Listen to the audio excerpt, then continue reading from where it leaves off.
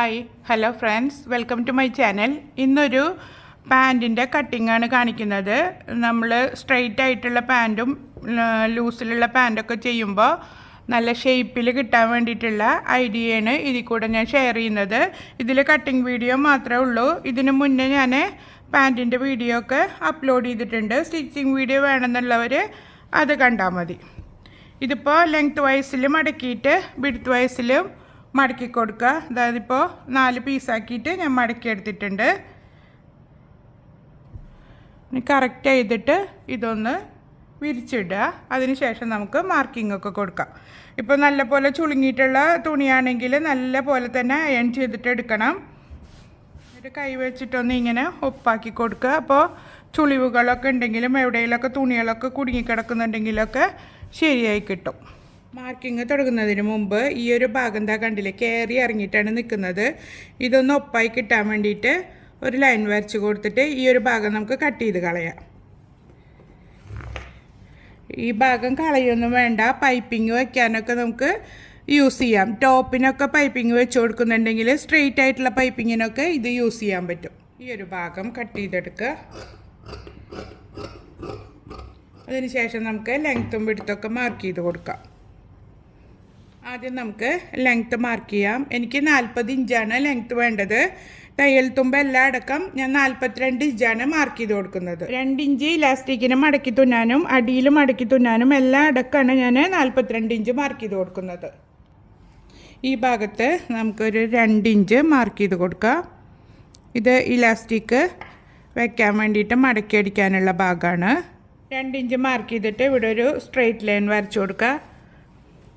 അതിനുശേഷം അരവണ്ണം മാർക്ക് ചെയ്ത് കൊടുക്കുക.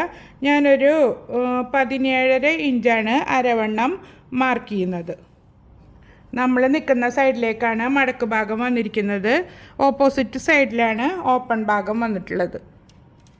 ഈ 2 ഇഞ്ച് മാർക്ക് ചെയ്തതിൻ്റെ താഴേക്കായിട്ട് ക്രോച്ച് ലെങ്ത്ത് മാർക്ക് ചെയ്യുക. ഞാൻ 17 ഇഞ്ചാണ് ക്രോച്ച് ലെങ്ത്ത് എടുക്കുന്നത്. ലാർജ് സൈസിലാണ് തുന്നുന്നതെന്നുണ്ടെങ്കിൽ 14 ഇഞ്ചൊക്കെ എടുത്താൽ മതി. 17 ഇഞ്ച് മാർക്ക് ചെയ്തിട്ടുണ്ട്. ഇത് കൂട്ടി യോജിപ്പിച്ച് വരച്ച് കൊടുക്കുക. എന്നിട്ട് ഇവിടെ നിന്ന് ഇങ്ങോട്ട് ഒരു 3 ഇഞ്ച് മാർക്ക് ചെയ്ത് കൊടുത്തിട്ട് ഷേപ്പ് ചെയ്ത് വരയ്ക്കുക.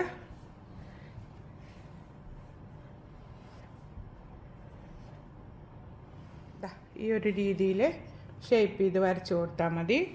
വണ്ണമുള്ളവർക്കാവുമ്പോൾ ഇവിടെ ഇതുപോലെ ഇങ്ങനെ ഷേപ്പ് ചെയ്ത് കൊടുത്താൽ ഈ ഒരു ഭാഗം നമുക്ക് ക്രോച്ച് ലെങ്ത്ത് ടൈറ്റായി പോവും.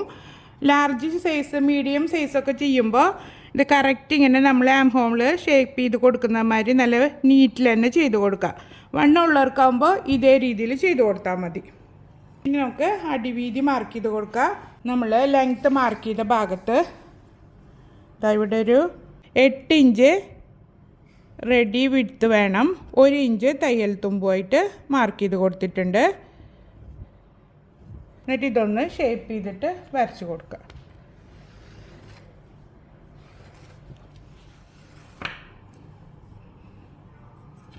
മാർക്ക് ചെയ്തെടുത്തിട്ടുണ്ട്. ഇപ്പോൾ കംപ്ലീറ്റ് മാർക്കിങ് കഴിഞ്ഞു. ഇനി ഞാൻ പറഞ്ഞ പോലെ ഇത് നല്ല ഷേപ്പ് കിട്ടാൻ വേണ്ടിയിട്ടുള്ള ഐഡിയയാണ് ഞാനിതിൽ കാണിക്കുന്നത്. ബിഗിനേഴ്സിനൊക്കെ എളുപ്പത്തിലും നല്ല പെർഫെക്ഷനോട് കൂടിയിട്ട് ചെയ്തെടുക്കാൻ പറ്റും. ഈ ഒരു രീതിയിൽ ചെയ്താൽ നമ്മൾ ചെയ്യുന്നത് ഈ ഒരു മെഷർമെൻ്റ് ഉണ്ടല്ലോ, അടിവീതിയിൽ നിന്ന് ക്രോച്ച് ലെങ്ത്ത് വരെയുള്ള മെഷർമെൻറ്റ് ഈ ചരിച്ച് വരച്ചിട്ടുള്ള അതേ രീതിയിൽ തന്നെ ടേപ്പ് വെച്ച് കൊടുക്കുക.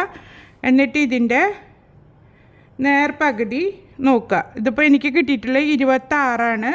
അതിൻ്റെ പകുതി ഇതുപോലെ മടക്കിയിട്ട് കറക്റ്റ് വെച്ചിട്ട് തന്നെ ടേപ്പ് വെച്ച് ഇങ്ങനെ ഒന്ന് മടക്കി കൊടുത്തിട്ട് ഇവിടെ മാർക്ക് ചെയ്ത് കൊടുക്കുക. നമ്മളിവിടെ മാർക്ക് ചെയ്ത ഹാഫ് ഭാഗത്തു നിന്ന് ഉള്ളിലേക്ക് 1 ഇഞ്ച് മാർക്ക് ചെയ്ത് കൊടുക്കുക. ഉള്ളിലേക്കാണ് മാർക്ക് ചെയ്യേണ്ടത്.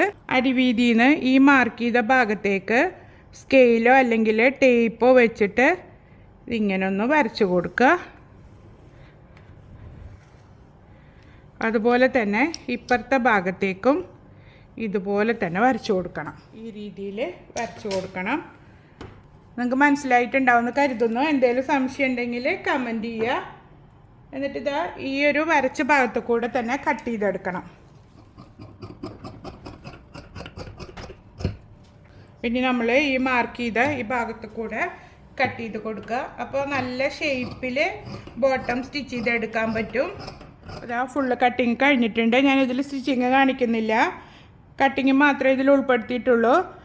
മറ്റുള്ള ഭാഗങ്ങളെല്ലാം സാധാ പാൻറ്റോ അല്ലെങ്കിൽ പലാസോ ഒക്കെ കട്ട് ചെയ്യുന്ന പോലെ തന്നെയാണ് കട്ടിങ്. ഈ ഒരു ഭാഗം മാത്രമാണ് ശ്രദ്ധിക്കേണ്ടത്. അടിവീതിയിൽ നിന്ന് ക്രോച്ച് ലെങ്ത്തിലേക്ക് നമുക്ക് എത്രയാണോ കിട്ടുന്നതെന്ന് മാർക്ക് ചെയ്തിട്ട് അതിൻ്റെ ഹാഫിൽ മാർക്ക് ചെയ്ത് കൊടുക്കുക. അവിടെ നിന്ന് ഉള്ളിലേക്ക് 1 ഇഞ്ച് മാർക്ക് ചെയ്തിട്ട് 2 ഭാഗത്തുനിന്നും ഷേപ്പ് ചെയ്തിട്ട് വരച്ച് കൊടുക്കുക. അത്രയേ ഉള്ളൂ. എന്നിട്ട് തയ്ച്ച് കഴിഞ്ഞാൽ നല്ല ഷേപ്പ് കിട്ടും. അപ്പോൾ എല്ലാവരും ട്രൈ ചെയ്ത് നോക്കിയിട്ട് എങ്ങനെയുണ്ടെന്നുള്ളത് കമൻറ്റ് ചെയ്യുക. നിങ്ങൾ എൻ്റെ ചാനൽ ആദ്യമായിട്ടാണ് കാണുന്നുണ്ടെങ്കിൽ സബ്സ്ക്രൈബ് ചെയ്യാനും ഫ്രണ്ട്സിനും റിലേറ്റീവ്സിനും ഷെയർ ചെയ്ത് കൊടുക്കാനും മറക്കരുത്. Thank you for watching.